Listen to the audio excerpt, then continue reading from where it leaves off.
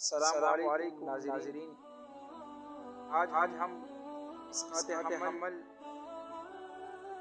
کے بارے میں وظیفہ پڑھیں گے۔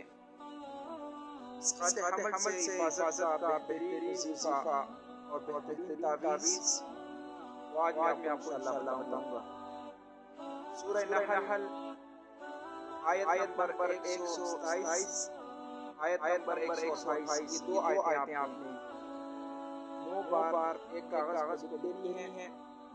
وہ دو آیتیں یہ ہے: اعوذ باللہ من الشیطان الرجیم، بسم اللہ الرحمن الرحیم، واصبر وما صبرك الا باللہ ولا تحزن علیہم ولا تک في ضیق مما یمکرون ان اللہ مع الذین اتقوا والذین هم محسنون۔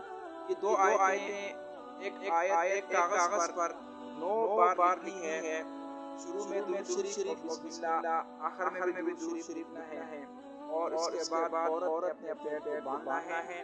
تو اللہ سے قوی امید ہے انشاءاللہ اللہ اس کے حمل کی حفاظت کرے گا، اور یہ وظیفہ بہت بہترین وظیفہ ہے، مجرب وظیفہ ہے۔ انشاءاللہ جو بھی عورت اسقاط حمل کے حوالے سے پریشان ہے، انشاءاللہ یہ دو آیتیں سورہ نحل کی آیت نمبر 127، آیت نمبر 128، یہ 9 بار ایک کاغذ پہ لکھنی ہے، اور شروع میں بھی درود شریف، آخر میں بھی درود شریف، اور اس کے بعد عورت نے پیٹ پہ باندھنا ہے جب تک بچہ نہیں ہوگا۔ انشاءاللہ اس کا بچہ محفوظ رہے گا اور کسی کے حوالے سے۔ السلام